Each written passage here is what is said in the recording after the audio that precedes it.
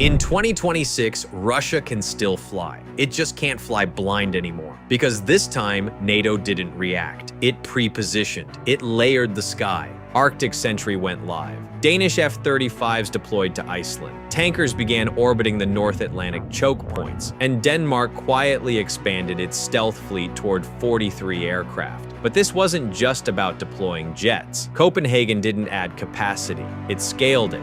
The fleet is no longer capped at 27. It's growing toward 43, enough to sustain Baltic patrols, Arctic rotations, and national quick reaction alert at the same time. Missile inventories are increasing. Arctic logistics are being hardened. By the end of 2025, Denmark's air defense posture shifted fully into fifth-generation hands. That changes the geometry, because Denmark doesn't sit on the edge of NATO. It sits on the seam between the Baltic and the North Atlantic, between Kaliningrad and the GIUK Gap. And when stealth fighters are integrated across both of those theaters, something subtle but decisive happens. Russia can still fly, but it can't assume it's flying alone. This shift didn't begin with Arctic Sentry. It began when Denmark replaced legacy interceptors with stealth. Before 2025, Russian surveillance aircraft approaching Bornholm or skirting Baltic corridors expected a familiar response. F-16's climbing, radar locks illuminating, escort geometry forming.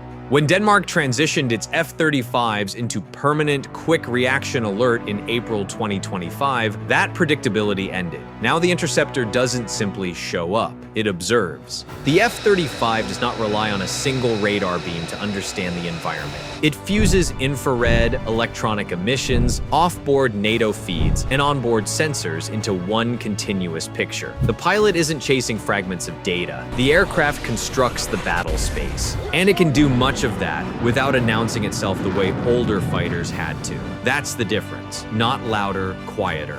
In the Baltic, proximity defines power. The airspace between mainland Russia and Kaliningrad is narrow. Russian aircraft transiting between the two often fly through international corridors brushing NATO territory. Those routes are legal. They are also strategic messaging. Under fourth-generation policing, that choreography was symmetrical. Under fifth-generation policing, it isn't, because when a stealth aircraft tracks you, you don't always know where. From Skridstrup in southern Jutland, Danish F-35's can reach deep into the central Baltic without refueling. With tanker support, they extend north toward Iceland and west toward Greenland. That means the same fleet can monitor the Kaliningrad approaches and the Arctic Gateway. 2 pressure points, 1 integrated platform. This wasn't Denmark joining NATO air policing. It had done that for decades. This was Denmark upgrading the architecture of the region. And architecture changes balance. Kaliningrad sits at the center of that shift, heavily fortified, layered with air defenses, built as an anti-access bubble projecting influence across the Baltic. But defensive bubbles rely on uncertainty. If adversaries don't know how you see, where you see, or when you see, they must assume maximum risk. Stealth reverses that equation. Danish F-35's operating near Baltic corridors can passively monitor radar emissions from Kaliningrad systems. They can log patterns, they can build behavioral models, and they can feed that data instantly into NATO's wider network. Kaliningrad doesn't shrink physically, it becomes transparent digitally, and transparency reshapes deterrence. So when people say Denmark closed the Baltic sky, they don't mean Russian aircraft stopped flying. They mean the sky stopped being blind. Just a shift in who owns the picture. And in 2026, with Arctic Sentry active and Denmark's fleet scaling towards sustained multi-theater operations, that picture now stretches from Bornholm to Iceland. Kaliningrad was built to intimidate, a Russian enclave wedged between Poland and Lithuania. Forward deployed, reinforced, armed to make NATO think twice. Inside it sit elements of the Baltic Fleet, S-400 air defense batteries, Iskander missile systems with reach deep into Europe. For years, it was described as an A2 AD fortress, anti-access area denial, a defensive shield meant to complicate NATO air operations in the Baltic, a zone where flying close felt expensive. But fortresses depend on opacity. They depend on outsiders not knowing exactly how the radar network behaves. They depend on doubt. The F-35 attacks that doubt. And here's the part that changes the tone completely. Danish F-35s don't need to penetrate Kaliningrad's airspace to reshape the balance around it. From Skridstrup in southern Jutland, an unrefueled F-35 can cover Denmark, southern Sweden, and large stretches of the central Baltic. With tanker support, that coverage expands across key transit corridors linking mainland Russia and Kaliningrad.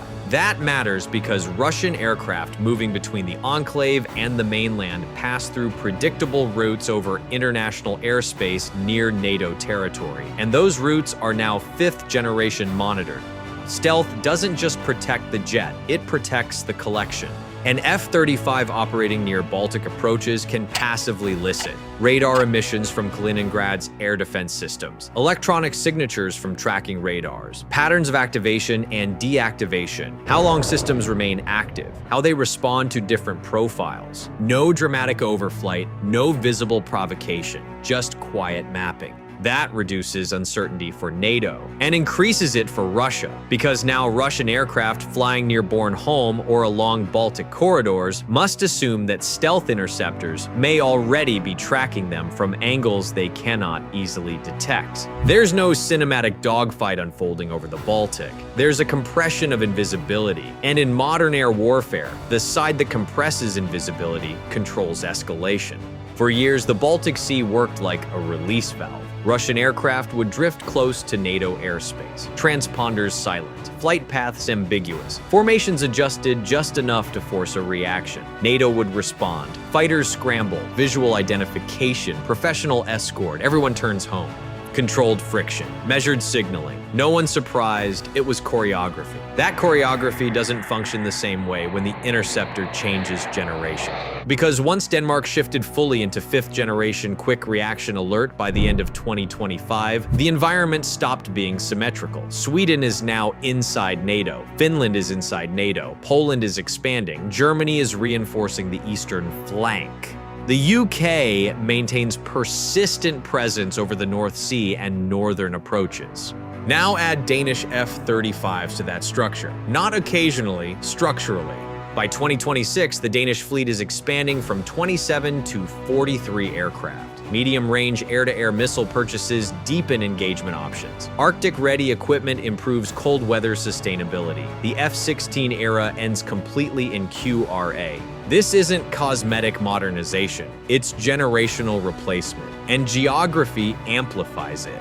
From Skridstrup, Danish F-35s can reach the central Baltic without refueling. That includes the corridors near Bornholm, the airspace over southern Sweden, and the transit lanes linking mainland Russia to Kaliningrad. That means routine Russian flights are no longer encountering fighters that need to light up their radar to understand the picture. They're entering a sensor web. An F-35 doesn't simply chase a target, it absorbs the battle space around it. Electronic emissions, infrared signatures, off-board NATO inputs. It fuses everything into one coherent display and quietly shares that display across the alliance.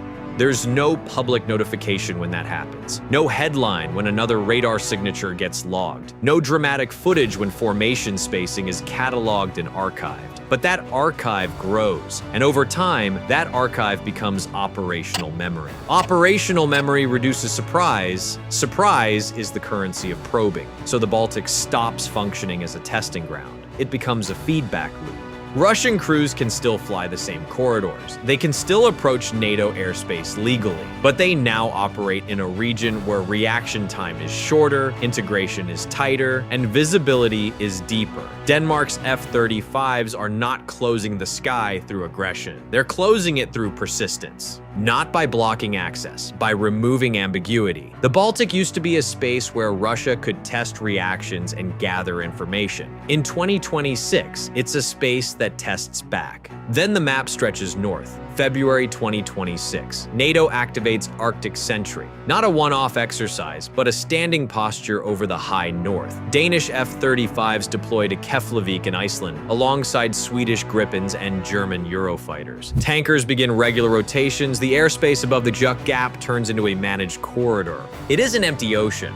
It's a funnel. Russian long-range aviation leaving the Kola Peninsula and heading toward the North Atlantic must think about that corridor. Submarines exiting Arctic waters pass beneath it. Maritime patrol aircraft move through it. It is the hinge between the Arctic and the Atlantic.